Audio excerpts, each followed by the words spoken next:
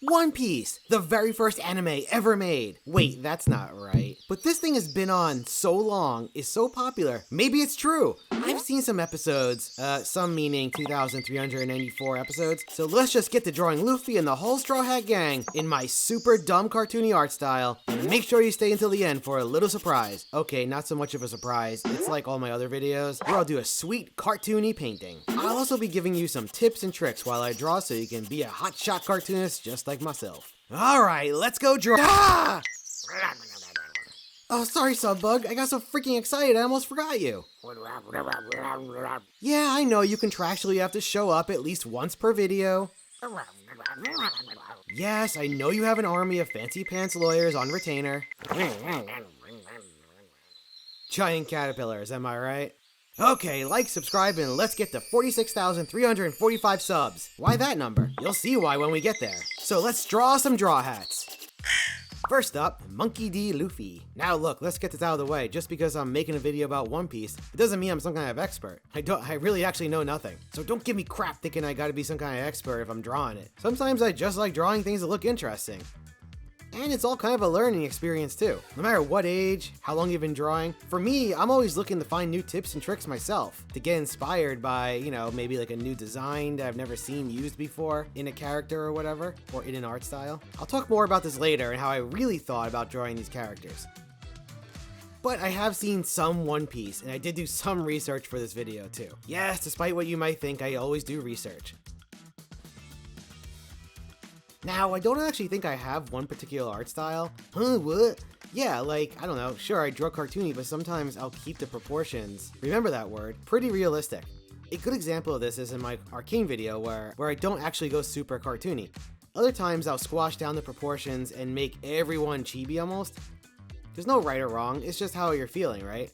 So you're gonna see a good mixture of tall cartoony here and short cartoony. It's okay, I'm just doodling here. But if I was designing a show, like a comic, whatever, I'd probably be more consistent. However, much like One Piece, it's funny when you combine cartoony and realistic, like how they throw Tony Chopper in there. I love that about anime. Or like in Mob Psycho, they have Dimple. If they do that in Western cartoons, stick in something cartoony with real or vice versa, it's usually for like just a gag. But in anime, no way, that character will be a main character and it's hilarious. So I love when things get mixed up, the real and the cartoony. Okay, so earlier I talked about how when I'm watching something, I get inspired and I find things for my bag of tricks, but drawing these guys, it turned out to be harder than I expected, actually. One Piece looks like such a funny, crazy show with some crazy-ass designs, but I had a real hard time getting into it. There wasn't a lot to latch onto to pull from. Yeah, for like Luffy, he's got the straw hat. Okay, I can draw that straw hat in different shapes and sizes and kind of, you know, really play that into his character. And Tony Chopper is cute, and Frankie has like a big cool shape, but the rest are like, I don't know, I couldn't really vibe with them. Hey, this happens sometimes. Not everything screams out to you. It says, draw me, draw me. You'll find in life drawing some things are a chore, but I do love the spirit of the show and the energy. So that's what kept me going. Also, if maybe I watch 5,987 episodes, I'll be more attached. Oh well. Alright, Zoro. Yeah, Zoro just kind of has a generic, what I would call anime body. There's not really much to pull from here. He doesn't, you know, he doesn't have like a giant hat, or he doesn't have like a big round body like some of the other characters on this show, which can make things a little bit difficult. And yeah, I'll talk about more of that later, how I did find this show a little bit difficult to draw. I mean, Zoro does have a lot of swords. That is cool. Props are always great. He already does have the swords like in funny places on the show, like he puts them in his mouth or whatever and stuff, and it seems like he has like 50 of them or whatever at any given time. But yeah, he's got like cool spiky hair. I think if I was doing like a color version of him, I do like his colors. I like the neon green hair, and I like, you know, the outfits that he wears and stuff. That's cool. You know, not every character is going to have a lot to pull from in terms of making cartoony. And that's okay. Some characters are harder than others, but we'll figure it out.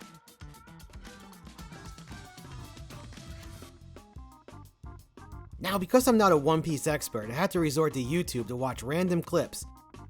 And oh man, I get why this show is huge. I watched a bunch of cool Zoro fights and they were all great, but One Piece has the things that are lacking in Western cartoons, and that's heart, damn it. The characters are exaggerated in their emotions and personalities, but it's all still based on reality. There's a story, but it's the characters that are first and foremost the most important things. In anime, they let the characters breathe. It doesn't feel rushed. Everyone gets their shot.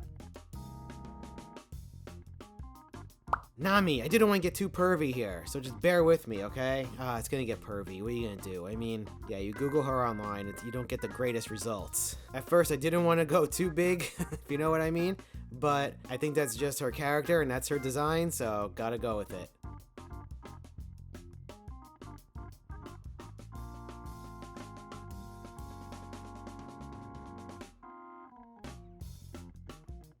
So when it comes to like, who is Nami? She's a thief and a navigator. I'm not sure how her character arc changes through the series, but that's what I know. So you try to put that into your drawings, right? Which I did not. Ha!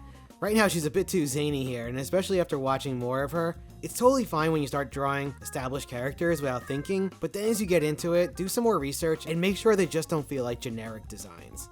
So drawing her here before the time skip where she's younger and cuter, and I watched clips of her and I love this about anime is that it gets pretty dark in certain moments even though it's supposedly like a lighthearted comedy show. But that's when you feel the characters, when they're challenged, when they hit rock bottom. Those are all character building moments. How are they going to solve this problem the way that only they could solve that problem? Think of those things. You can have the prettiest drawings in the world, but it doesn't matter if your characters aren't challenged.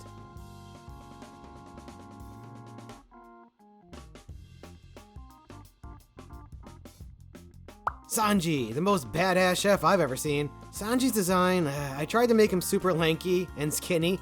He's a little bit generic anime design. His character has that cool persona, you know, always has his hands in his pocket and that kind of quiet cool. So let me just say the action in One Piece does not disappoint. When it comes to action in cartoons, it's gotta be ridiculous. Because why? Because it's a cartoon! Anime knows how to do this, but Western cartoons can't seem to figure it out. They love just mocapping some actors rolling around or something. Action should always escalate. It should always be building. Yeah, keep building the emotion and not just cool, sweet moves or whatever. That's boring in animation. Action sequences too, they need to solve a problem, right? It needs to move the story forward in some way. There has to be some depth to it. If it's just action for the sake of action, it is boring.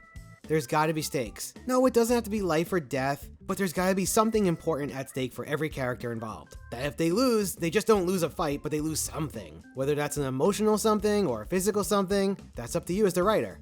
All of this is forgotten so many times in film and especially in cartoons. One Piece also does a great job of actually giving us someone to root for. And yes, the action is cartoony and silly, but it's still based in that reality, like I said before. They're still kicking and punching and using swords, but it's ridiculous. Choreography is a big part of action too. I love this dude's head. I don't know what it's called when the pupils are dead center in the eye. Like Dimple, actually, in Mob Psycho. His nose and lips are also hilarious. I love those kind of design features. So I'm a big fan of his design. And anyone else getting like Otto the bus driver from The Simpsons vibes here? I don't know. Maybe that's just me.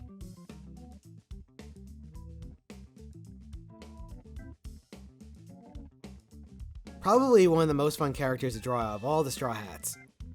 A lot to pull from here.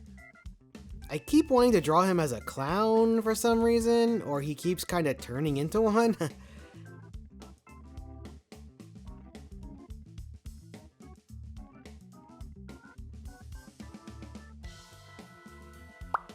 Franky! I love Franky's proportions and his shapes. Very, very fun stuff. And it makes my job a lot easier. As I talked about in lots of my other videos, it's all about them shapes. When you look at any well-designed cartoon character, no matter what art style it is, yes, even anime, you should be able to break down the character into shapes. If you're new to the world of drawing with shapes, then just start simple. A circle, a square, a triangle, then get more advanced. Start combining the shapes. Make your own shapes. This is all in my How to Draw with Shapes video, so check that out after this. Now I'm only drawing regular old Franky here, and his robot body is pretty cool, but it scares me. A lot of this for me is simplifying, taking these complex designs and breaking them down to funny cartoons, right? I guess I'll just have to do another video of drawing all the 12,324,435 characters I didn't draw in this video. Brook is one of those characters where I don't feel like I really nailed his design here, but I think if I was animating him, I would make him like walk like a real skeleton, like he would be super rigid and stiff, you know, almost like a puppet. But for his design, I think my design doesn't look too different from the actual design. It was fun to also give him like a giant head here and like a tiny body. Playing with the sizes, it's so simple, right? Like just big versus small, small versus big. Tall versus short, short versus tall. Those things can make all the difference in cartoons. It's so easy, it's so stupid. And about Brooke's character, I love characters that look super scary or tough. In this case, like a scary, ghoulish looking skeleton with a fro, but they turn out to be a distinguished gentleman or ladies, or they're really soft spoken. I love that. I love the misdirect. Now for Nico Robin, she actually, yeah, she doesn't have a lot of stuff, a lot of design, a lot of cool design things to pull from, but that forehead of hers, man. So I tried to really push that forehead super high, make it really big, without making her look like a, I don't know, like a freak or whatever, but I still want to keep her, you know, somewhat appealing.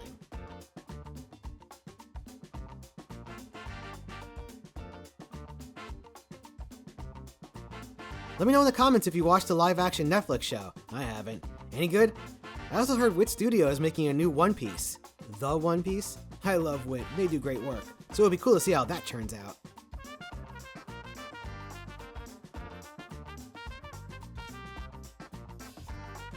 Jinbei. Like Frankie, he's got some really fun shapes going on. If you won't master shapes, you won't master cartooning. So let's break it down again. Look at him. The biggest and most obvious shape is the most important one, right? And that's his big old body. It's a giant oval, yeah? Keep going. His head. It's kind of like a triangle. Combine that triangle head with that oval body and you got a Jinbei. That's the basics. You push those shapes into whatever direction you need to get that design you're after. Play with the sizes. Try it! As they say in life, don't sweat the details. So things like eyes and hair and the clothes, those are the details. All that goes on top of your shapes later. And even though you're drawing in 2D, think 3D when placing the details.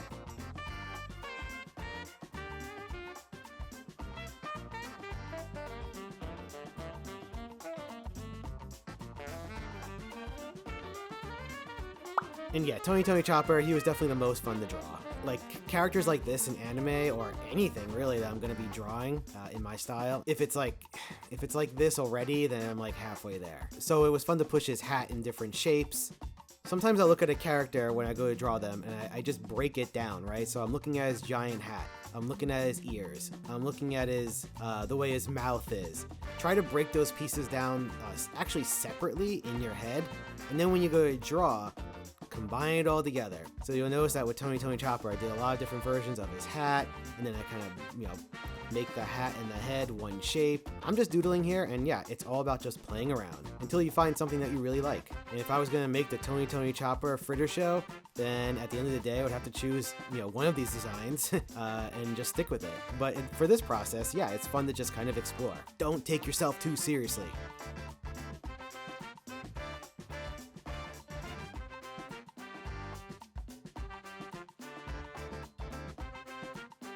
Alright, painting some Tony Chopper with some little Luffy there in the corner. I talked about my so-called painting technique earlier in, like, you know, previous videos. So here, let's just talk about the actual design and the coming up with the painting part. I always want my paintings to say something. No, I don't mean like a political or some kind of message or whatever, but I want to have a character doing something, action, and relate that to the character. Yes, personality. A good example is Luffy here using his bendy noodly arms. Yep, that's all it can take. It's not hard if you're aware of these things. I've seen so many cartoony paintings on the internet where it's just a character standing there. It's fine, whatever. But and maybe it's just like focused on the design or the colors or the technique or whatever. But I don't know, to me it's kind of dull. So the point I'm trying to make here is you don't need to be some kick-ass painter to do these things. Focus on the drawing and the design and add the personality. Yeah, you can get by with just those things. The painting technique part, choosing the colors and all that stuff is easy. Get some good books that have color palettes, like I have these Pantone books, and then get some cool, like, you know, brushes for whatever program you have. In the future, maybe I can make a how-to paint cartoons video. If that's something you want to see, let me know down below in the comments.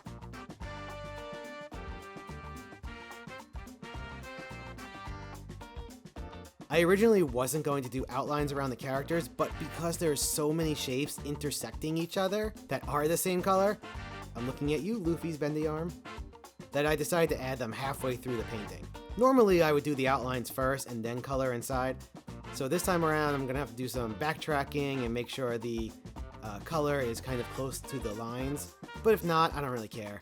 I'm not gonna go crazy. I like the sloppiness in paintings. Actually, if I was painting this for real, if, you know, I was using like real paint and not a computer, I would do the color first and then the outlines. So I guess it's all good.